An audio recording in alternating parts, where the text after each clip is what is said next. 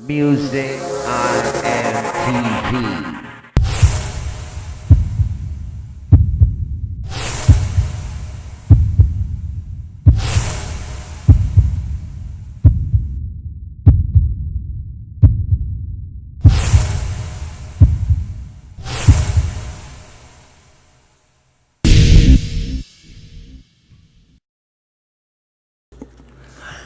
You rocking out with MusicIAmTv. State your name. Yo, what's going on? This is doing major damage DMD, you know what I'm saying? Straight from the West Coast, baby. What up, DMD? What year you started doing music? Started doing music, I would say that the year I started doing, you mean like my first record came out in 87. That was when my first record came out. But as far as writing songs, it would be maybe somewhere in the 70s. 79, 80, something like that, when I really started writing songs. Okay. When you started going into the studio? I started going in the studio maybe around 85, 86, 1985, 86. I did my first record with Dr.Dre from NWA. We had a group called Poetry in Motion, which I established in 86. And it included my homie D-Rock D and my homie, the homie E. We called him D-Eazy-E at that time, you know. And he's actually right now Corrupt's road manager right now. So, you know, we was doing a lot of shit back then in the 80s, man, you know. When did you first come out with like a single or mixtape, an album? When was the first time you dropped some material out? Well, like I said, the first record was 1987, South Central LA. And then 1988, I did a record called Doing Damage, which was a West Coast hit in LA. You know, it got a lot of play on the West Coast radio stations, K-Day, KGFJ, and the DJs was giving me a lot of love back then. They had a thing called Whack It or Track It on the West Coast. Yeah. And my song Doing Damage won on Whack It or Track It. And so Lisa Canning, which was one of the DJs back then, she tracked it. And we did a lot of major shit back then with King T and Ice T and Mixmaster Spade, rest in peace, man. And Toddy T, he had the You've battle been on stage with a lot of people, though, huh? Yeah, he had the battle round back then. And, you know, from that, we went on stage and, of course, toured with NWA and Public Enemy, Run DMC, Beastie Boys. You know, all kind of people, man. Did you run by yourself, or was it like a partner thing? It was the group. We had the group Poetry in Motion at that time. So Okay. we were actually signed to a record label called Saturn Records, which was actually the first record label that Ice-T was signed to. And so Saturn Records at that time was a big record label on the West Coast in LA.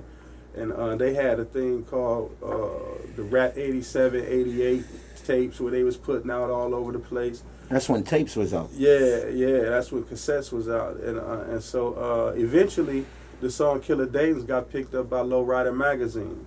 And so they started doing a bunch of shit with the song Killer Dayton's, and it went big now. Actually, that song ended up big over in the UK too. And I just got in a magazine, Soul Central magazine in the UK.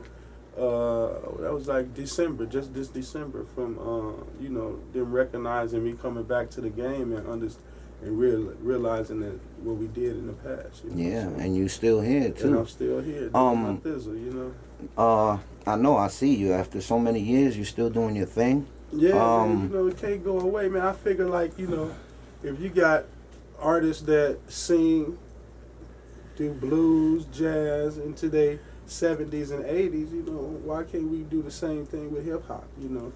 And you know, I find that the industry try to take hip hop and make it a youngster type of thing. You know, they always putting these young rappers out and trying to make it a young type of thing, and that's one of the things that they do to divide and separate the genre, you know what I'm saying, from its original roots. So, you know, people ain't looking at where it originally came from and how it originally was, because, you know, they making this hot and they making that hot and they making that not and they making that not. So, you know, eventually it lose the roots, you know, but we're bringing that back, man, you know what I'm saying? And that's the aim and the goal, you know. That's what's up. You just came out with a new project called No Competition. Yeah, no competition. Why did you name that project No Competition?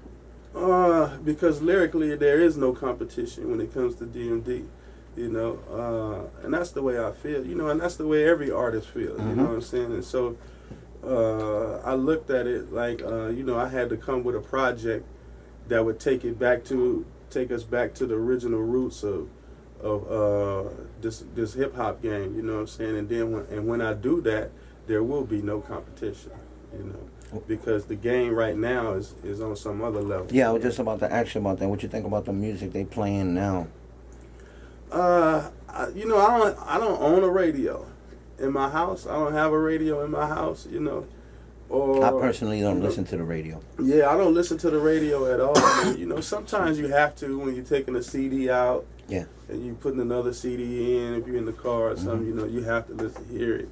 But other than that, I respect the artists that's doing what they doing. You know what I'm saying? I respect anybody that's getting their grind and getting their money and doing what they got to do to feed their kids, man.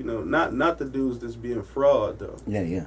Because we know the real Rick Ross is not a rapper, But the dudes that's being fraud, I don't really have too much respect for them, But as far as a dude that's keeping it real, because hip hop is about being 100. And for the dudes that's keeping it real and doing their thizzle, I respect that, getting your grind and everything, but it's really time to take this thing back to the original roots, man.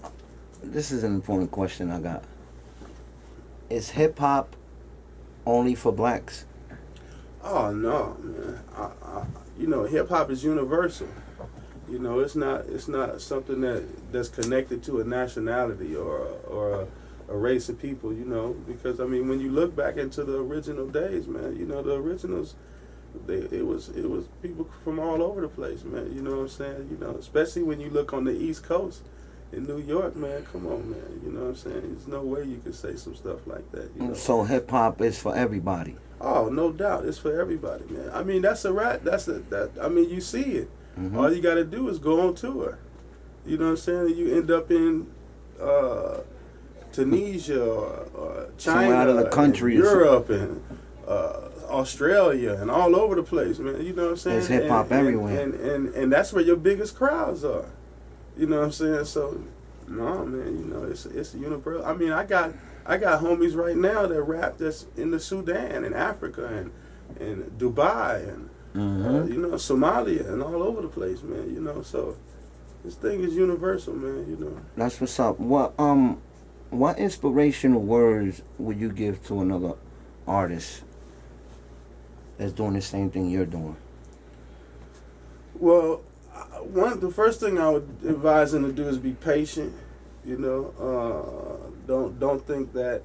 Never think that you got to rush into projects. The industry is going to be here. It's not going nowhere. The fans going to be here. They're not going nowhere. So, take your time and write your rhymes and write about what, makes sense to you and the things that you do in your life. And that'll be keeping it real, you know what I'm saying? And don't try to follow somebody else's life and somebody else's story, because that's when you'll fall off. A lot of times you see rappers, they fall off because they trying to follow a trend.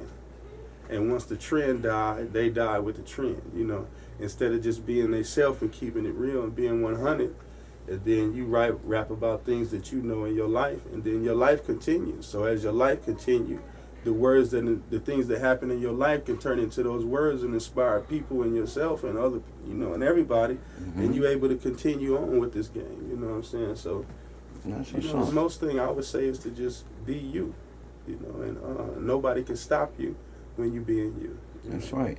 What you think about battle rap? Battle rap has become so popular and big now. Yeah. Battle rap is big, and I respect it. I can't do it. Because I'm a ex-gangbanger, and when I say ex-gangbanger, I mean, like, I don't really gangbang no more, but inside I'm still a gangbanger, so I can't handle dudes talking about my mama and, and all kinds of stuff like that. Face. Yeah, I mean that's just. I mean, you know, back in my day, that was Yeah. a reason for a dude to get some iron in his diet. Yeah. You know, so we didn't do that type of stuff. You know, but the way we battled was on wax. You know, I didn't battle you by getting up in your face and spitting all in your face, and you know, It's like who had the better record? Whoever got the most people there is who win with the biggest crowd. No, we didn't do that. We battled on wax. You know what I'm saying? The best track. Exactly. So that's the way DMD battled. You know what I'm saying? All the battle rappers, all the artists, I'm battling all of y'all on wax. You know, because if you get in my face and start talking, then it's going to go to another level. And that's just because I'm a West Coast brim to the heart, and I can't help it, homie. It is what it is, bro. It is what it is. So you think battle rap is washed up a little bit? I don't think it's washed up. I don't think it's washed up. You know, it'll never be washed up because you'll always have people doing it. Yeah. You know, and you'll always have somebody that want to pay to see this dude battle this dude.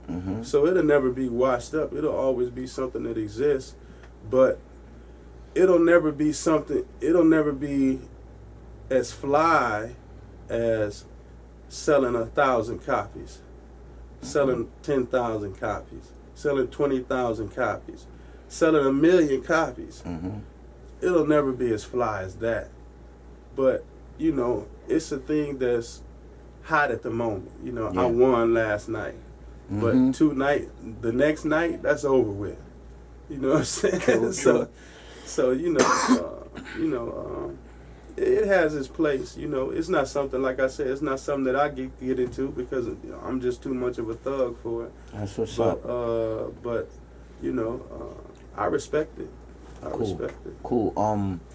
Do you plan to make another album besides the No Competition? Yeah, I plan to do an EP. My plan is to do 2 EPs every year.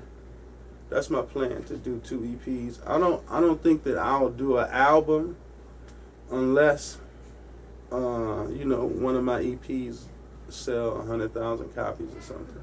Then maybe I'll do an album. So if y'all go out and get the EP and get it up to 100,000 copies, then you get an album from DMD. But until then, I'm just do EPs, you know, twice a year. Who would you collaborate in the industry with if you had a chance to, or underground, doesn't matter? Who would you? Oh man, you could give me like 3.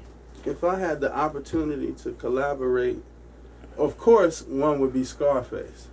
You know, no doubt that Scarface would be one of the main people that I would want to collaborate with. You know, and I definitely would want to collaborate with LL Cool J. You know, I knew LL for a long time. You know, not too much, but you know, his DJ Bobcat. You know, we went to school together, grew up together. And we was in a pop locking group together, as a matter of fact. Okay, you know, you used to break dance back then. Oh, I used to pop lock.